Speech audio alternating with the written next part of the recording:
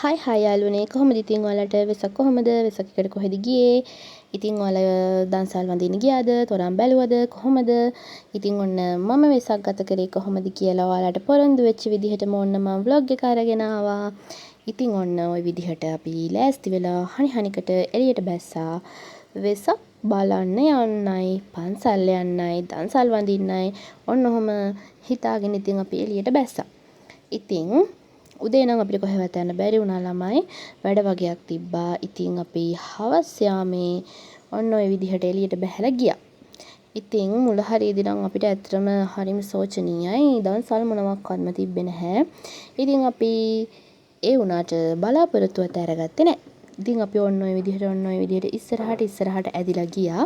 ඉතින් ඔන්න හම්බුණා මොනවද මේ බලේ ජවයේ ශක්තිය කියලා මං හිතුවට මේ බලේ ජවයේ ශක්තිය නෙවෙයි ළමයි මේ තමයි හකුරු සමග බෙලිමල් ඉතින් අවසනාවක මහති කියන්නේ හාහාපුරා කියලා හම්බෙච්ච දන්සල වඳිනුනෙත් නෑ ළමයි මොකද මෙතන වාහනත් වැඩි වාහනේ පාක් කරන්න තැනකුත් නෑ පාරෙන් එහා පැත්තට යන්න ඕන ඔන්න ඔය එකී මෙකී නොකී හේතු ගොඩක් නිසා ඉතින් අපි බෙලිමල් දන්සල ස්කිප් කරලා මෙන්න මේ දන්සලට ආවා මේ මොකද්ද ළමයි මේ මොකද්ද ඔයාලා හිතන විදිහට මේ දන්සල වෙන මොනවද අනේ ඉතින් මේ අයිස්ක්‍රීම්. ඉතින් කොයි කවුරුත් ආස දෙයක් නේ අයිස්ක්‍රීම් කියන්නේ. ඔන්න ඉතින් අපි ඔන්න ඔය විදිහට අයිස්ක්‍රීම් දන්සලේ නතර වෙලා පොලිමත් තරණය කළා ඉස්සරහට ආවා. ඉතින් ඔන්න කාලා බලමු කොහමද අයිස්ක්‍රීම් එකක්. ඉතින් මට හම්බුණා චොක්ලට් අයිස්ක්‍රීම් එකක්. අනේ මං ආස නෑ අප්පා චොක්ලට් කන්න. ඉතින් මං චොක්ලට් කන්න ආස නැති නිසා මං අපේ සුදු මහත්තයාට කියලා එයාගේ වැනිලා එකට වැඩේ දීලා මං එයාට චොක්ලට් එක දීලා මෙන්න මේ විදිහට වැනිලා අයිස්ක්‍රීම් එක කෑවා ළමයි. ඉතින් හරිම රසයි.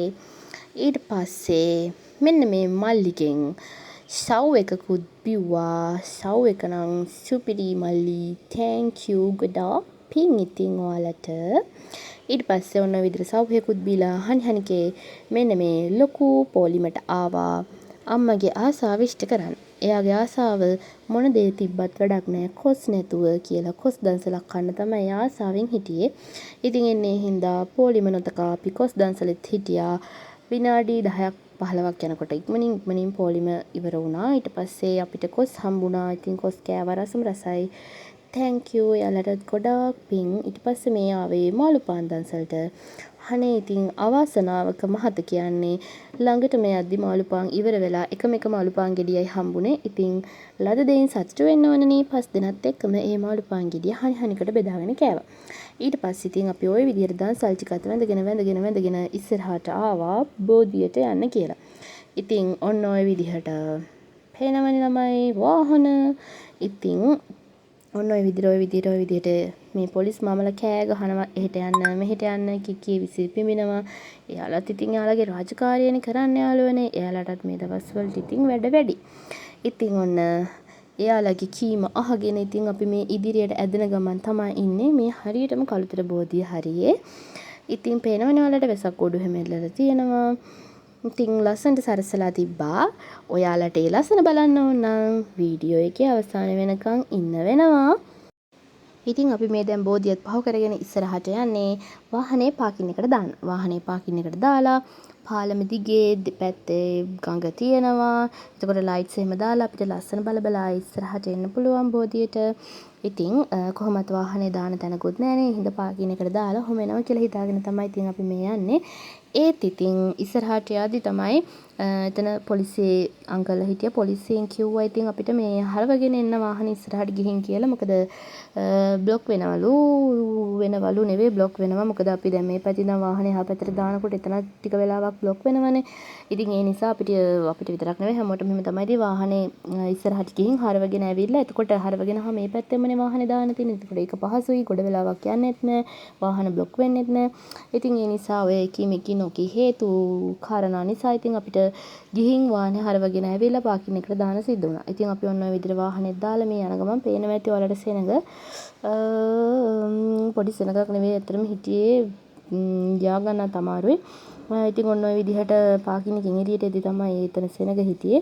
ඔයාලට පේනවා ඇති ඔය දෙපැත්තේ මේ කීමකී නොකී කඩචෝරු කඩවල් ගොඩාක් තිබ්බා. ඉතින් අඹ අච්චාරු, රට කජු, ඊට පස්සේ සෙල්ලම් බඩු අනම් මනම් ඉතින් මේ වගේ දවස්වල දන්නවනේ. ඉතින් ඔන්න ඔහොම පාලම දෙපැත්තේ මේ වගේ චුටි චුටි කඩවල් තිබ්බා.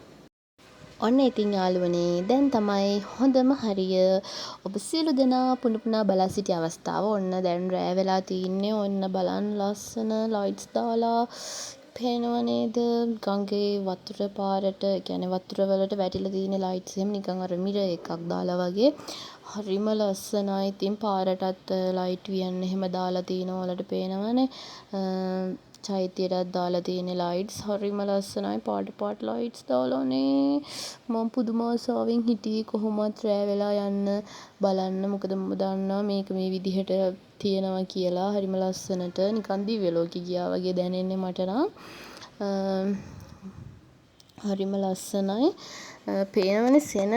ඉතින් ඔය හැමෝම මේ ලස්සන ගැන දන්න අය තමයි බොහෝම. මොකද ඒකනේ යාලා එන්නේ ගොඩක් බලන්න, වඳිනවටත් වඩා මේ වගේ දවස්වල නම් ඇත්තට මේ ලස්සන බලන්න තමයි ගොඩක් අය එන්නේ. මොකද මං දන්නවා ඒක, මමත් ඒ වගේ කෙනෙක්.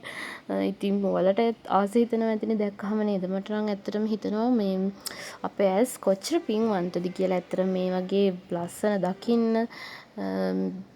කොච්චර පින් කරලා ඇද්ද කියලා මට හිතෙනවා. ඉතින් ඔයාලත් පින් කරලා ඇති නේද? මගේ වීඩියෝස් එකෙන් ඔයාලට පේනවනේ ඉතින් ලස්සන කොහොමද කියලා. ඉතින් ඔයාලත් ගොඩක් පින්වන්ත ඇති මගේ වීඩියෝ එක බලලා ඒ ලස්සන විඳින්න, දකින්න. ඉතින් ඔයාලත් ගොඩක් පින්වන්තයි. ඉතින් බලන්නකෝ කොච්චර ලස්සනයිද කියලා.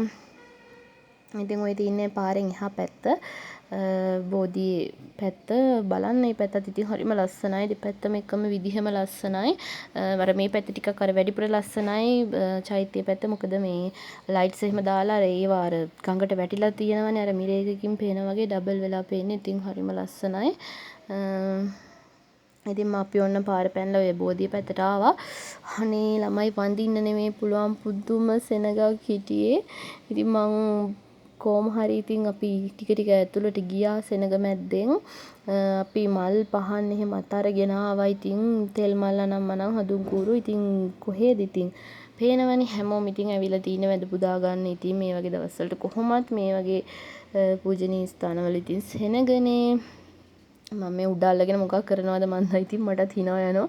දැන් තමයි මම වීඩියෝ එඩිට් කරන්න වෙලාවක් හම්බුනේ. ඉතින් දැන් මේ බලනකොට මටත් හිතෙනවා මට මේ පිස්සුද කොහෙද මම මේ අල්ලන් ඉන්නේ කියලා ෆෝන් එක.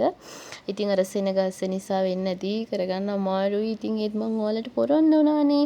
ඉතින් ඒ නිසා තමයි මම කොමින් හරි චූටි වීඩියෝ ටිකක් හරි ගත්තේ ඔයාලට පෙන්වන්න ඕනි නිසා. ඉතින් ඔන්න ඔය විදිහට සෙනගත් පීරගෙන ගිහිල්ලා මම නම් මල් ටිකක් පූජා කරලා ඉතින් ඔන්න මට පුළුවන් විදිහට වැන්දා. ඔය හරිය නම් ටිකක් සෙනග අඩුයි.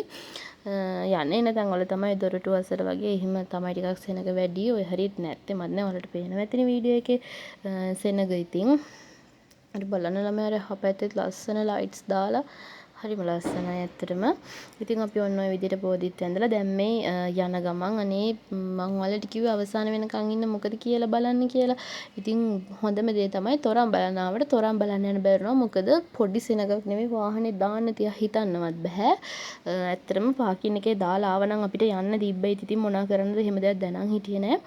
කළුතර පළාතට පාරේ තමයි තොරණ තිබ්බේ. ලොකුම තොරණ ලංකාවේ මේ පාර.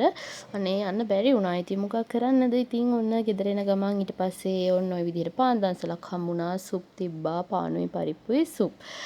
හරිම රසයි ඇත්තටම.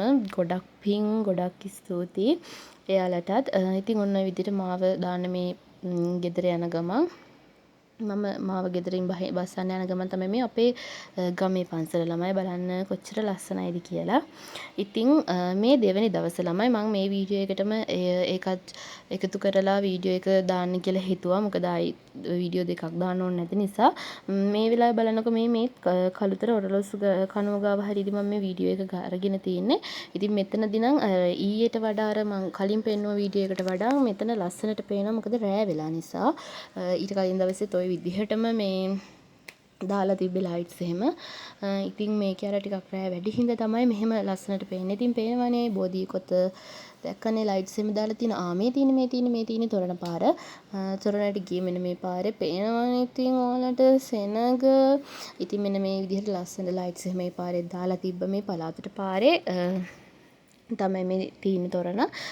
අපි වාහනෙන් ගිහිල්ලා මම ඒ ටික වීඩියෝස් ගත්තේ නෑ. ඉතින් මම මේ අවශ්‍යම ටික විතරයි අපි වාහනේ පාක් එකට දාලා පයින් තමයි විදගෙන ආවේ. මොකද කලින් දවසේ වෙච්ච වැඩෙත් එක.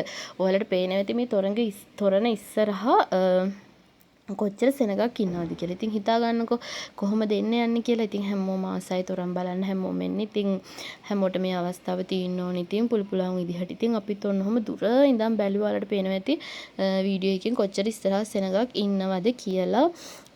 හරිම ලස්සනයි මේ කට්ටිය ආරංචි විදිහට ගොඩක් තොරණ ලොකුයි. ඒ වගේම ආරංචි විදිහට මේ පාර ලොකුම තොරණ මේකලු. ඉතින් ඇත්තටම හරිම ලස්සනයි. ඔය පේන විදිහටම ලොකුවට ලස්සනට තිබ්බා. මං දන්න තරමින් මට ඇහිච්ච විදිහට අඩි 90 ගණක් විතර උසයි කියලාත් කිව්වා. හරිම ලස්සනයි. ඇත්තටම හරිම ලස්සනයි. ඒ වගේම ගොඩක් ලොකුයි. ඉතින් ඒ තොරණ හරියම මේ තව කූඩු පොඩි කූඩු ටිකකුත් තිබ්බා. ඉතින් අපි මම ඒ ටිකත් බලාගෙන ෆොටෝස් ටිකකුත් ඔන්න ඔය විදිහට දාගත්තා. ඒවත් හරි අමාරුවෙන් ගත්තේ කරේ සෙනඟ වැඩි නිසා. ඔයාලට පෙන්නන්න ඕනි නිසා මම ෆොටෝස් ටිකක් වීඩියෝස් ටිකක් ඔය එහෙම දාගත්තා. මේවත් ඉතින් ගොඩක් මහන්සි වෙලා පුළුවන් විදිහට හදපු දේවල්. ඉතින් එයාලට මිනිස්සුන්ගේ ඇස් පිනවනවට අපි වෙනුවෙන් ඔය වගේ දේවල් කරාපු හැමෝ දෙනාටම ඉතින් ගොඩක් පින් ගොඩක් ස්තුතියි. තව ඉස්සරහටත් ඔය වගේ දේවල් කරන්න ලැබෙන්න කියලා මම ප්‍රාර්ථනා කරනවා. අර ෆොටෝස් ටික නම් පාකින් එක පැත්තෙන් බෝධිය පේන විදිහ තමයි මේ ෆොටෝස් වල තිබ්බේ. ඉතින් අපි ඔය එතන ගත්ත ෆොටෝස් දෙක තුනක්. මේ තියෙන අනිත් කළුතර තියෙන අනිත් පොඩි තොරණ. පොඩි තොරණකට මේක පොඩි තොරණක් නෙවෙයි ලොකු තොරණක්. ඒ කියන්නේ අර දැන් මම දැන් කලින් පෙන්නුව තොරණ දැක්කනේ. ඒක ලොකුම එකනේ. ඉතින් ඒකත් එක බැලුවාම මේක එකට වඩා පොඩි. ඒකයි මම පොඩි තොරණ කියලා කිව්වේ. මේ තොරණත් හරිම ලස්සනයි. හැබැයි මම ওই වාහනේ යන ගමන් බැලුවේ වීඩියෝ එක ගත්තේ. මොකද ගොඩක් රෑ වෙලා තිබ්බේ වෙලාවෙත් සෙනගත් වැඩි ඉක්මනට යන්න ඕනි නිසා. මොකද මම ඊළඟ දවසේ ආයි කැම්පස් එකට යන්නත් ඕන. රෑ වෙනකන් ඉන්න බැරි නිසා අපි ඉතින් මේ විදිහට තමයි මේ තොරණ බලුවේ. ඉතින් මේ දැන් ගෙදර යන ගමන් ඉතින් ඔන්න මම ඔයාලට පොරොන්දු වෙච්ච විදිහට මට පුළුවන් විදිහට වෙසක් vlog එක ගෙනාවා. ඉතින් හැමෝම බලන්න, කමෙන්ට් කරන්න, ලස්සනයිද කියලා කියන්න. මම ආසයි කොහොමත් ඔයාලගේ කමෙන්ට්ස් බලන්න. ඉතින් මාත් එක දිගටම රැඳිලා ඉන්න. ඉතින් ඔයාලට ගොඩක් ආදරේ. ආයිත් අලුත් දවසකින් අලුත් වීඩියෝ එකකින් හම්බෙමු. ගිහිල්ලා එන්නම්.